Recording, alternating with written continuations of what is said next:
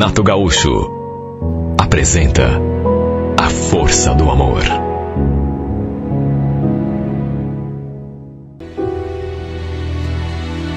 Lembro que eu estava na cozinha, tomando um copo d'água, quando escutei a voz do meu vizinho na sala. O Álvaro está em casa? Queria bater um papo com ele. Eu sempre me dei bem com o seu Martins, sempre. Volta e meia, a gente conversava. Eu era muito amigo da filha dele. Aliás, a Karina era a minha melhor amiga. A gente regulava em idade. Eu era só 3 anos mais velho do que ela. Fui lá ver o que meu vizinho queria e, de saída, notei que a cara dele não estava boa. Escuta aqui, Álvaro. É verdade que você foi que deu dinheiro pra Karina ir embora pra São Paulo?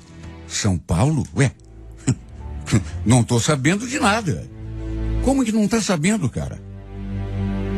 Me contaram que você foi que deu dinheiro pra ela, pra comprar passagem. Você tem noção do que você fez? Seu Martins, peraí, eu não fiz nada. Juro.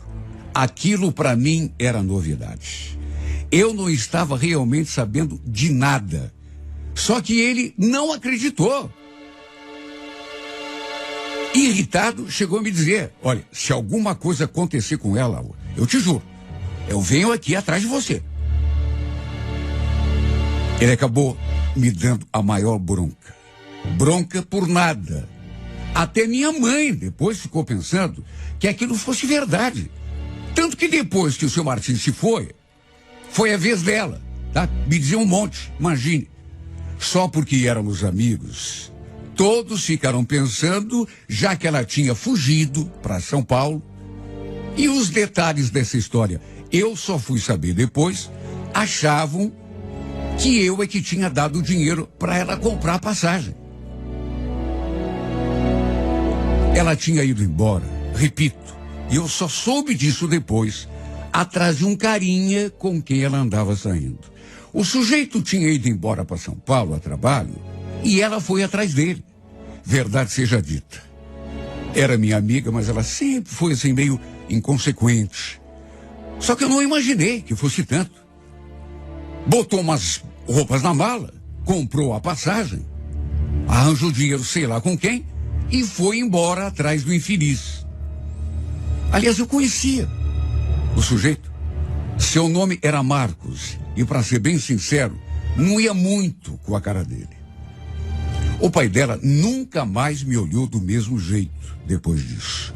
Nem me cumprimentava quando a gente se via na rua. Imagine, eu nem sabia que a Karina tinha ido para São Paulo. E muito menos tinha arranjado dinheiro para ela comprar passagem nenhuma. Aliás, eu só não entendi uma coisa. A gente sempre se deu tão bem, eu e ela. Por que é que, se ela estava planejando fazer essa loucura, não me contou nada? Afinal de contas, eu sempre fui o seu melhor amigo. Pelo menos era assim que eu me considerava. Eu até tentei conversar com ela depois, por mensagem, mas o seu celular estava desligado. Aliás, ficou desligado durante vários dias. Acho até que de propósito, né? Até que, uma semana, 10 dias depois, ela finalmente entrou em contato comigo. Ela finalmente resolveu entrar em contato comigo. Me contou que estava morando com o tal do Marcos. Estava feliz. Pelo menos foi o que ela disse, né? E mesmo que seus pais estivessem furos da vida com ela, isso eu falei. Se bem que não precisava nem falar, né? Ela não tinha a mínima intenção de voltar. E ainda acrescentou: tô tão apaixonada, Álvaro. Olha, eu tô vivendo o melhor momento de toda a minha vida. Eu naturalmente contei da confusão que ela tinha armado por aqui, né? Falei do pai dela, que continuava pensando que tinha sido eu arranjar dinheiro para que ela fosse para São Paulo e me feito até ameaças. Mas ela disse que já tinha conversado com ele e explicado tudo. A verdade é que eu senti demais a sua falta. Morávamos ali na mesma rua e já fazia muito tempo. Final de semana, estávamos praticamente o tempo todo juntos. conversando, fazendo confidências um para o outro. Me senti muito sozinho, sabe, meio deslocado até. Foi mais ou menos depois de uns 3 meses que ela começou a se queixar da vida, a reclamar do cara com quem ela estava morando, o tal do Marcos. E eu, naturalmente, fazia o que podia. Mas ela falava que os dois já não estavam se acertando. Que o cara tinha mudado muito e andava tratando ela assim muito mal. Eu sempre dava o mesmo conselho. Vem embora pra cá, menina. Se tá desse jeito que você tá me contando, você vai ficar sofrendo aí? A troco de quê? Vem embora. Só que apesar das queixas, ela foi ficando, até que dali 2 meses, a bomba. O sujeito tinha ido embora de São Paulo, fugido dela. Lembro dela me contando, pelo telefone, aos prantos. Ele me deixou aqui sozinha e foi embora, não sei para onde, Álvaro. O que eu faço? Eu não tenho dinheiro nem para comprar pão. Cheguei a depositar uma grana para ela, na conta dela, para ela pelo menos ir se virando, né, por uns dias. Mesmo o sujeito tendo sumido, o pior era isso. Ela não queria voltar. Não posso, Álvaro. Vai que eu vou para aí e de repente ele volta. Tudo foi se complicando, porque o sujeito realmente nunca mais deu as caras. E como desgraça pouca é bobagem, um dia ela me ligou desesperada para contar que tinha engravidado. Mal conseguia pronunciar as palavras. Ficava só repetindo aquela frase. Sabe quando a pessoa tá assim louca da vida? O pai vai me matar, eu tenho certeza. Quando souber, ele vai me matar. Ela não tinha alternativa a não ser voltar para cá. Principalmente depois que descobriu da gravidez. Depois de muita conversa, acabei indo a São Paulo buscá-la, pois tive medo de que ela acabasse fazendo até uma besteira. Imagine, o cara tinha deixado a pobre sozinha, sem dinheiro, sem nada. Não tinha pago nem o aluguel do quarto onde eles dormiam. E ainda por cima, ela agora esperando um filho dele. Olha, verdade seja dita, ela procurou. Não foi o cara, ele não a obrigou a ir, pelo contrário, sabe? Ele foi primeiro, inclusive, e ela foi atrás. Eu até podia passar a mão na cabeça dela, mas fui obrigado a dizer que tudo aquilo era culpa dela, e era mesmo. Ela que tinha procurado. De todo modo, procurei consolá-la e falei que iria ajudá-la em tudo que fosse necessário. Inclusive, quando chegamos a Curitiba, eu fui com ela até sua casa enfrentar a cara feia do pai dela. Inclusive, sabe, eu já imaginava, né, como seria essa conversa, mas para ela não ir sozinha, eu fui junto. Ele não fazia nem ideia de que ele estava voltando para Curitiba. O que dirá então que estava grávida.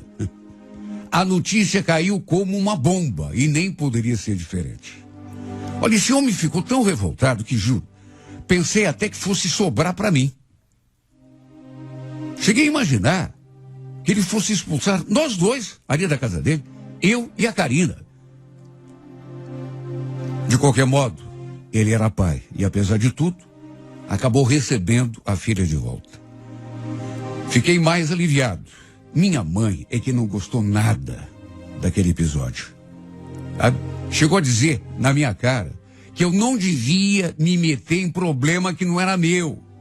Sempre acaba sobrando para quem se mete.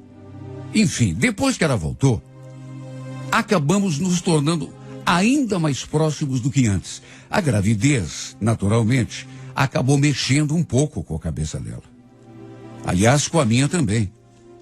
Eu ia com ela a todas as consultas, né? Quando precisava fazer exame, Aliás, já na primeira consulta, o médico pensou que eu é que fosse o pai. Não nego que isso acabou mexendo comigo. A gente se olhou de um jeito nessa hora. Aliás, depois que saímos do consultório, a gente começou a rir da situação. Quer dizer, fui mais eu que levei na base da brincadeira, porque pelas tantas ela chegou a dizer: você fica aí falando, mas saiba que eu ia adorar, viu? Que o meu filho tivesse um pai igual a você. Você é um cara muito bacana, Álvaro. Aquilo mexeu muito comigo. Foi até estranho, porque eu nunca tinha olhado para a Karina assim, como homem olhando mulher. Pelo fato de sermos amigos desde sempre, eu nunca tive realmente, sabe, nenhuma intenção, nunca teve nenhum lance entre nós. Eu não lembrava, por exemplo, de algum dia já ter olhado com malícia para ela. Mas aos poucos, não sei o que houve, as coisas começaram a mudar. À medida que a barriga dela ia crescendo, eu adorava sair com ela ainda mais. Ficar observando a reação das pessoas na rua, olhando pra gente. Com certeza devia imaginar que eu era o pai. Isso me fazia estufar o peito, ficar todo orgulhoso de mim. Sabe, coisa esquisita, né? Aconteceu comigo. Um dia, lembro que saímos para fazer um lanche e pelas tantas, eu fiquei olhando para ela, assim, sabe quando a gente nem pisca? Eu notei que ela ficou embaraçada. Ué, tá olhando assim para mim por quê agora? Não, nada, eu tava aqui só pensando, né, sonhando acordado. Você já pensou se eu fosse mesmo o pai do teu filho? Ela não respondeu. E eu continuei olhando para ela do mesmo jeito. Até que, pelas tantas, num impulso, acrescentei: você sabe que eu nunca tinha reparado como você é bonita? Por que você foi se apaixonar logo por esse Zé Ruela aí? Se esse filho fosse meu mesmo, eu jamais teria virado as costas para você. O que você está dizendo, Álvaro? A gente é só amigo. Ah, eu sei. Mas quem garante que esse sentimento de amizade não possa um dia mudar? Olha, eu não sei o que deu em mim, mas eu fiquei olhando para sua boca, sabe, e foi me dando um desejo. Quando vi, já tinha me aproximado e lhe dado um beijo. Não sei se pelo susto ou pelo inesperado, mas ela não se retraiu. Simplesmente deixou o beijo acontecer. E depois do beijo, sorrindo, eu ainda falei: puxa, se eu soubesse que a tua boca era tão saborosa, acho que já teria te beijado há muito tempo, sabia? Ela ficou olhando para mim assim, incrédula. Acho até que sem saber, né, como reagir. Tanto que baixou os olhos. Eu ainda segurei o seu rosto assim com a mão e a fiz olhar para mim. E perguntei se estava tudo bem, se ela tinha se ofendido com aquele beijo.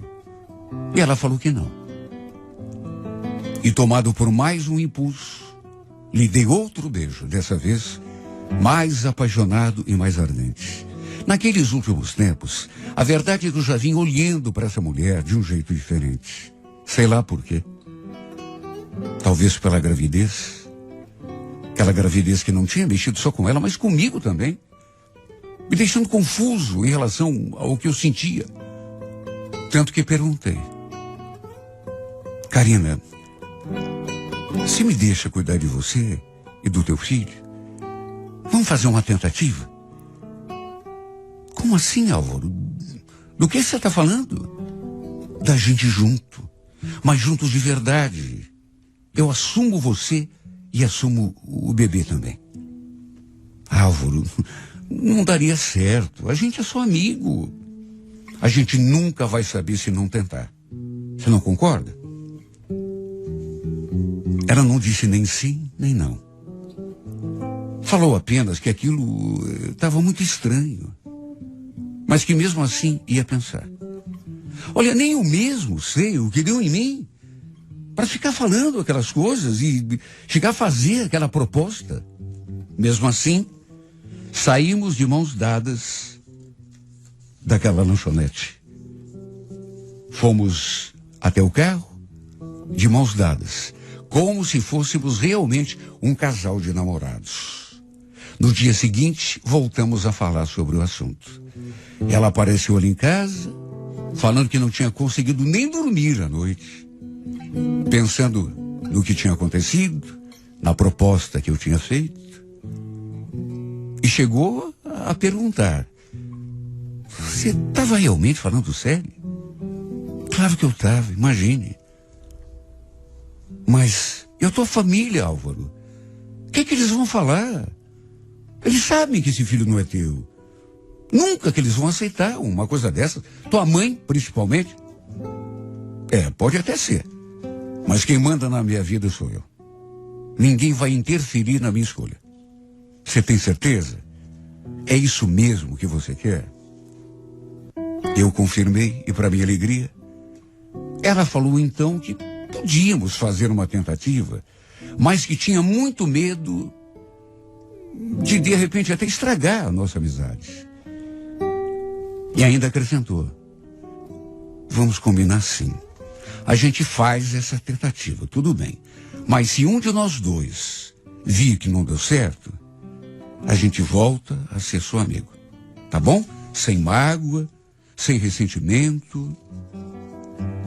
Naturalmente que eu concordei. E selamos aquela decisão com outro beijo. Olha, foi algo realmente estranho. Ela falou e depois eu concordei com ela. Não era uma coisa assim muito natural.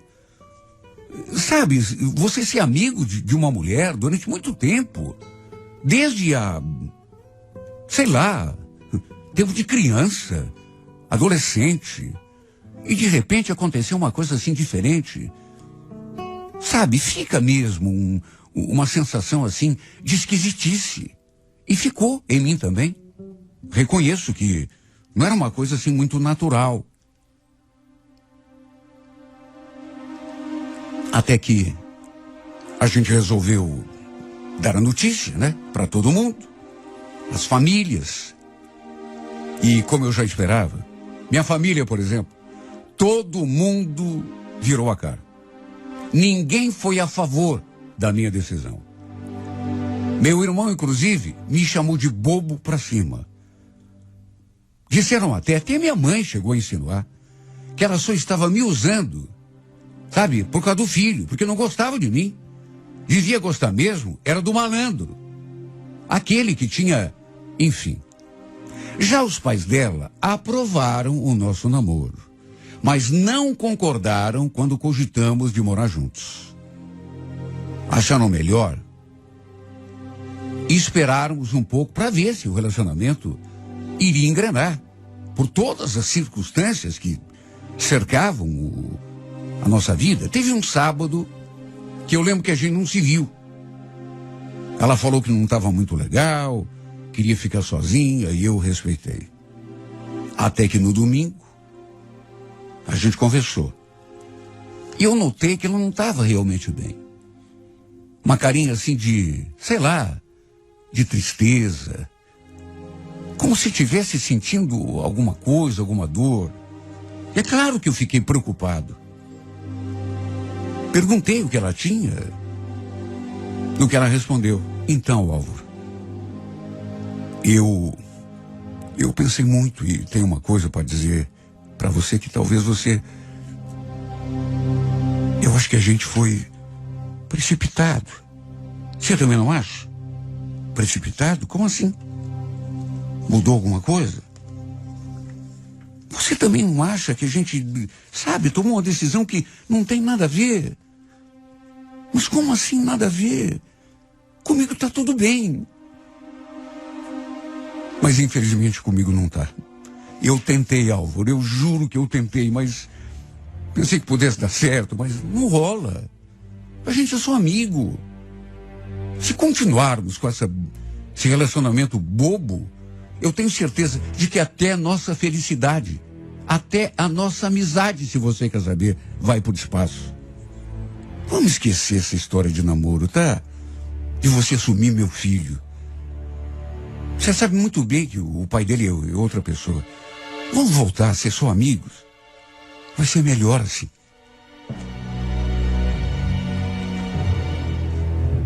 Olha, eu cheguei a sentir uma pontada naquela hora. Porque apesar de ela continuar me vendo só como amigo, eu, ao contrário, eu embarquei de cabeça naquela história e o meu sentimento já estava muito, mas muito diferente daquele lá do começo, só amizade. Eu agora a estava enxergando como mulher, como a mulher mais linda e mais encantadora desse mundo. Como mãe do filho que, apesar de não ser meu de sangue, já era meu de coração. Sei lá o que houve comigo. Repito, embarquei de cabeça. Mas é aquela história, né? Quando um não quer, não adianta insistir. Eu ainda até que insisti um pouco. Mas sabe quando você vê que não adianta forçar a barra? Até porque ela poderia se afastar definitivamente de mim. E eu não queria perder o pouco que tinha, que era a sua amizade. Que não era pouco antigamente, né? Nos velhos tempos. Mas que agora era pouco em função daquela paixão que tinha nascido aqui dentro de mim. Sei lá por quê. Voltamos a ser amigos.